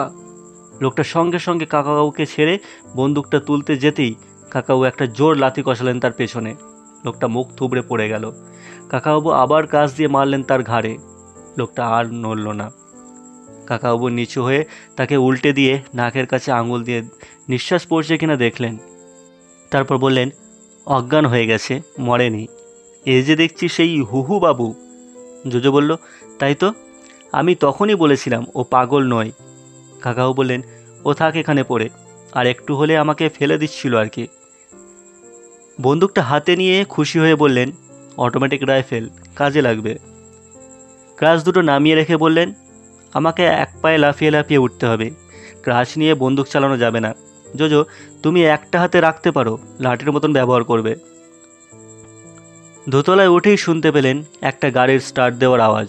সামনের বারান্দা থেকে উঁকি মেরে কাকাবাবু দেখলেন একটা স্টেশন ওয়াগন স্টার্ট নেওয়ার চেষ্টা করছে। পাশে দাঁড়িয়ে আছে তিনজন ধুতি পাঞ্জাবি পরা বাঙালি বাবু, একজনের মাথায় মাংকি ক্যাপ। জোজো বলল, কাকাবাবু, ওরাই সেই ছদ্মবেশী সাহেব, পালাচ্ছে। কাকাবাবু বললেন, আমি গুলি করে থামাতে পারি, কিন্তু ওরা যদি সত্যিকারের বাঙালি হয়? এ হোটেলে অন্য কেউ আছে কি না তা তো জানি না, এমন সেজেছে চেনাই যাচ্ছে না। কাকাবাবু গাড়িটার চাকা লক্ষ্য করে গুলি চালালেন। সঙ্গে সঙ্গে লোক তিনটে শুয়ে পড়ল মাটিতে। তাদেরও একজন গুলি চালালো বারান্দার দিকে। কাকাবাবু জোজোকে নিয়ে দেওয়ালের আড়ালে বসে পড়লেন। লড়াই শুরু হয়ে গেল। খুব সাবধান। ঠিক তক্ষুনি তার কোটের পকেটে ঝুনঝুন শব্দ করে বেজে উঠল মোবাইল ফোন। কাকাবাবু বললেন, আরে, এটা বাচ্চা দেখছি। কানের কাছে নিয়ে শুনলেন নরেন্দ্র ভার্মার গলা। তিনি বললেন, গুড মর্নিং রাজা, এত সকালে ঘুম ভাঙালাম। কাল রাত্রিরে ঠিক সময়ে মানালি পৌঁছেছিলে তো? কোনো অসুবিধা হয়নি তো? সেই খবর নিচ্ছি আর কি। কাকাবাবু বললেন, শোনো নরেন্দ্র, আমরা মানালিতে নেই। সেই রাস্তার মাঝপথে একটা পাহাড়ের ওপর হিল ভিউ লজ হোটেল। এক গাড়ি পুলিশ নিয়ে সেখানে এক্ষুনি চলে এসো। জেল ভাঙা কয়েদিরা সব এখানেই রয়েছে। কাছাকাছি কোনো থানা থাকলে খবর দাও, যাতে তারা আগে চলে আসে। 1 মিনিটও সময় নষ্ট করলে চলবে না, জীবন মরণের প্রশ্ন। Hurry up, please hurry up. দোতলার ঘরের একটা দরজা খুলতেই কাকাবাবু ফোনটা ফেলে সেদিকে একটা গুলি চালালেন। তারপর চেঁচিয়ে বললেন, কেউ কোনো ঘর থেকে এখন বেরোবেন না। বেরোলে তার জীবনের দায়িত্ব আমি নিতে পারবো না। অন্যদিকের একটা দরজার ফাঁক দিয়ে একজন মুখ বাড়ালো। কাকাবাবু সেদিকেও একটা গুলি চালালেন। একতলায় চেঁচামেচি হুড়োহুড়ি শুরু হয়ে গেছে। কাকাবাবু এমন একটা জায়গায় দেওয়ালে ঠেস দিয়ে বসে আছেন যেখান থেকে দোতলার বারান্দাটা পুরো দেখা যায়। একতলার সিঁড়ি আর 3তলার সিঁড়িও দেখা যায়। তলা থেকে কেউ উঠে এলে কিংবা ওপর থেকে কেউ নামতে চাইলেই গুলি খাবে। ওপর থেকে কেউ এলো না, কিন্তু একতলা থেকে দুজন উঠতে চেষ্টা করছিল একসঙ্গে। কাকাবাবু এক ঝাঁক গুলি চালালেন তাদের দিকে। তারা পিছু হটে গেল। হঠাৎ দোতলার ঘরের একটা দরজা ঝট করে খুলে গেল। একজন লোক বেরিয়ে এসে একটা ছুরি ছুঁড়ে মারল কাকাবাবুর দিকে। কাকাবাবুর একটু দেরি হয়ে গেল। লোকটির ছুরিটাই প্রথমে লাগলো কাকাবাবুর বাঁ কাঁধে। কাকাবাবুর গুলি খেয়ে লোকটা ঘুরে পড়ে গেল। কাকাবাবু বললেন, ইস, মরেই গেল নাকি লোকটা। আমি কাউকে একেবারে মেরে ফেলতে চাই না। জোজো ভয় পেয়ে চেঁচিয়ে বলল, কাকাবাবু, আপনার লেগেছে, রক্ত বেরোচ্ছে। কাকাবাবু বললেন, হ্যাঁ লেগেছে বটে, কিন্তু অত ভয় পাওয়ার কিছু নেই, মরবো না। জোজো বলল, পুলিশ কখন আসবে? আমরা কতক্ষণ লড়াই করব? কাকাবাবু বললেন, যতক্ষণ না আসে ততক্ষণ লড়াই চালিয়ে যেতে হবে, থামার তো উপায় নেই। ছুরিটা কাঁধে গেঁথে আছে। এক টানে সেটা তিনি তুলে ফেললেন। রক্ত বেরোলো গল গল করে। পকেট থেকে একটা রুমাল বের করে চেপে ধরলেন সেখানে। তারপর বললেন, জোজো, 3তলা থেকে কেউ নামবার চেষ্টা করেনি? ওখানে এদের কেউ নেই মনে হয়। একতলা থেকে কেউ উঠবার চেষ্টা করলে আমি আটকাবো। দোতলার ঘরের দরজা খুলে আর কেউ বেরোচ্ছে কিনা তুমি ভালো করে লক্ষ্য রাখো। কথা বলতে বলতেই তিনি উঠে দাঁড়িয়ে গুলি চালাতে লাগলেন হোটেলের বাইরের গাড়িগুলো লক্ষ্য করে।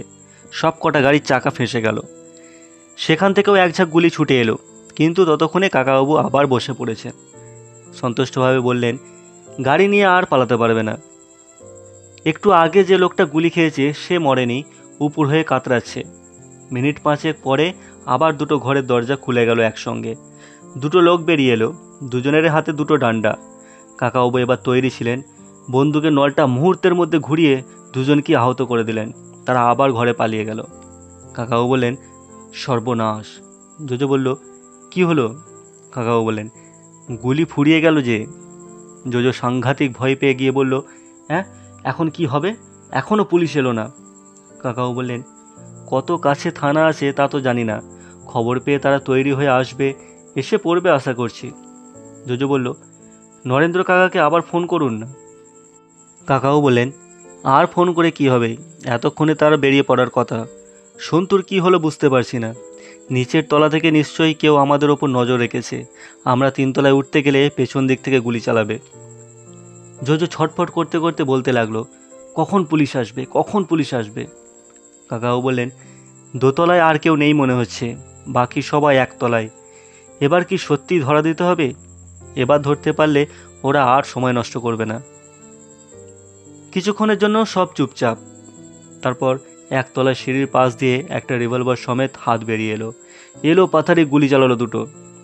কাকাবাবু তার উত্তর দিতে পারলেন না বলে এবার মানুষটাও বেরিয়ে এলো, ধরমবীর ওরফে চার্লস সিরাক। এক পা করে সিঁড়ি দিয়ে উঠতে উঠতে সে বলল, জানতাম গুলি এক সময় ফুরবেই, এবার কি করবে রায়চৌধুরী? কাকাবাবু মুখ তুলে দেখলেন 3 তলার সিঁড়ি দিয়ে নেমে আসছে নৃপেন আর সন্তু। নৃপেনের জামা রক্তে ভেজা, সন্তুরও কপালে রক্ত লেগে আছে। পাহারাদারের সঙ্গে একটু একচোট মারামারি হয়েছে বোঝা গেল। ধরমবীরকে রিভলভার হাতে উঠতে দেখি সন্তু আবার উঠে গেল 3 তলায়। ধরমবীর বলল, রায়চৌধুরী, তোমার সঙ্গে আমাদের কোনো শত্রুতা ছিল না, তোমাকে ছেড়েও দিতে চেয়েছিলাম, তবু তুমি শুধু শুধু মরতে এলে। কাকাও বললেন, যারা ক্রিমিনাল তারা সব মানুষেরই শত্রু। তোমার সঙ্গীরা সবাই ধরা পড়েছিল, তুমি ছদ্মবেশ ধরে পুলিশের চোখ এড়িয়েছিলে, জেল ভেঙে তাদের উদ্ধার করার প্ল্যানও করেছিলে, বেশ সব ফেঁসে গেল তো। ধরমবীর আর এক সিঁড়ি উঠে এসে বলল, কিছুই ফাঁসেনি, শুধু তুমি ঝঞ্ঝাট পাকিয়ে একটু দেরি করিয়ে দিলে। তুমি বলেছিলে কেউ তোমাকে মারতে পারে না, এবার তোমায় কে বাঁচাবে? কাকাও বললেন, এখনও তো মারতে পারোনি।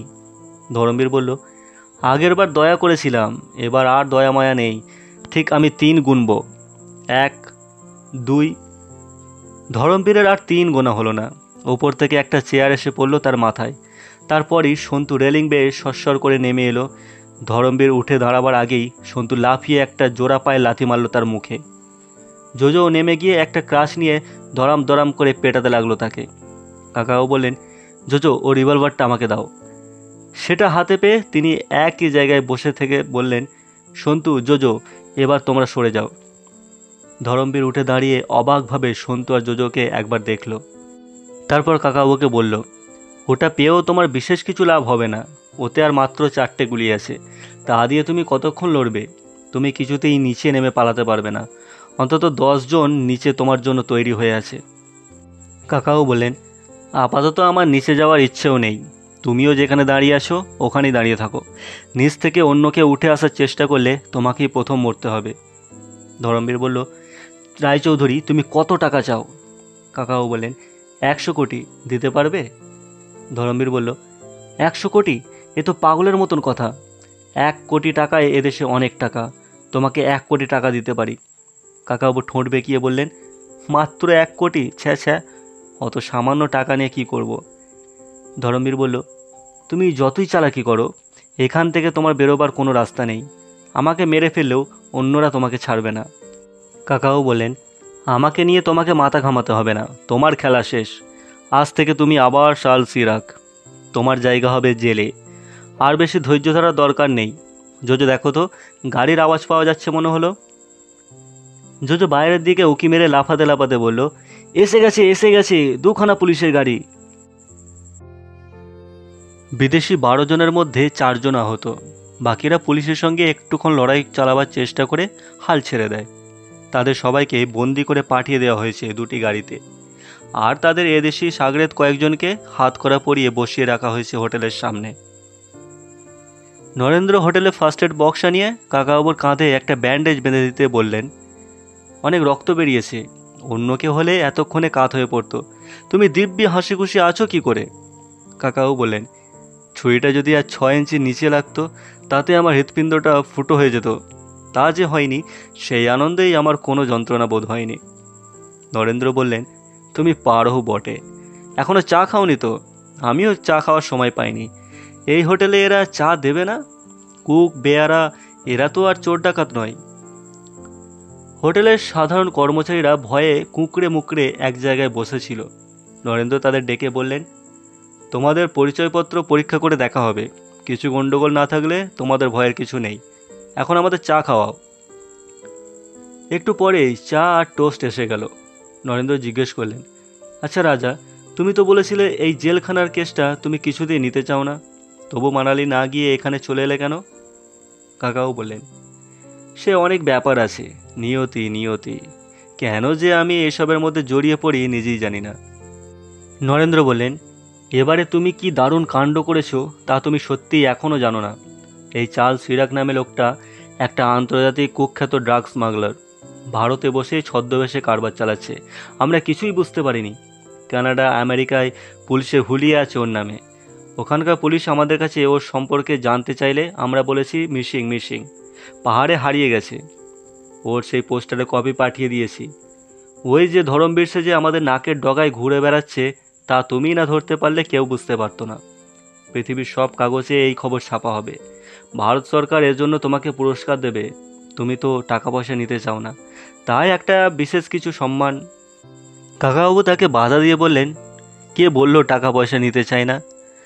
আমার বুঝি টাকা পয়সা দরকার নেই? তোমরা দিতে চাও না তাই মুখ ফুটে কিছু বলি না। নরেন্দ্র হাসতে হাসতে বললেন, ঠিক আছে ঠিক আছে, তুমি এত পরিশ্রম করেছো, তার জন্য একটা ফি দেওয়া হবে, আর একটা বিশেষ পুরস্কারের ব্যবস্থা করছি। কাকাও বললেন, সে পুরস্কার তোমরা জোজোকে দিও।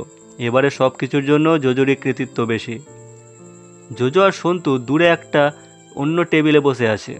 কথাটা শুনে জোজো বলল, আমার আর সন্তুর ভূতেশ্বরের মূর্তিটা তো আমরাই দুজনে উদ্ধার করে বারান্দা থেকে ঘরে এনেছি। কাকাও বললেন, চা খাওয়া হয়ে গেছে, চলো আর দেরি নয়, এখনই মানালির দিকে রওনা হই। এরপর বিশুদ্ধ বেড়ানো। উঠে দাঁড়িয়ে তিনি বললেন, ও একটা কাজ বাকি আছে। যাদের হাত করা পরিয়ে বসিয়ে রাখা হয়েছে তাদের মধ্যে টাক মাথায় একজন লোক আছে, তাকে এখানে আনো তো, ও আমার নাকে ঘুষি মেরেছিল।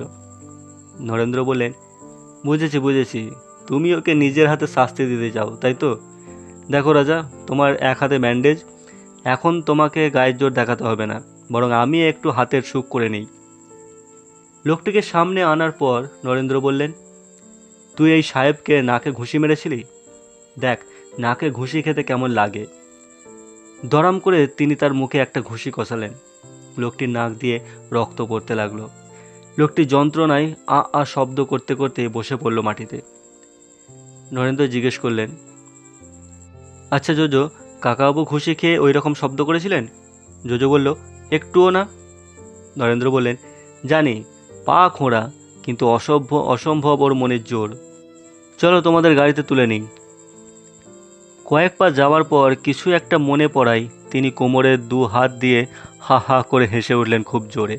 কাকাও বললেন, এ কি হঠাৎ হাসছো কেন? নরেন্দ্র বললেন, সব কটা বিদেশি স্মাগলার ধুতি পাঞ্জাবি পরে বাঙালি সেজেছিল। তোমাদের বাঙালিদের কীরকম সুনাম বুঝে দেখো। কাকাবাবু যোগ দিলেন সেই হাসিতে।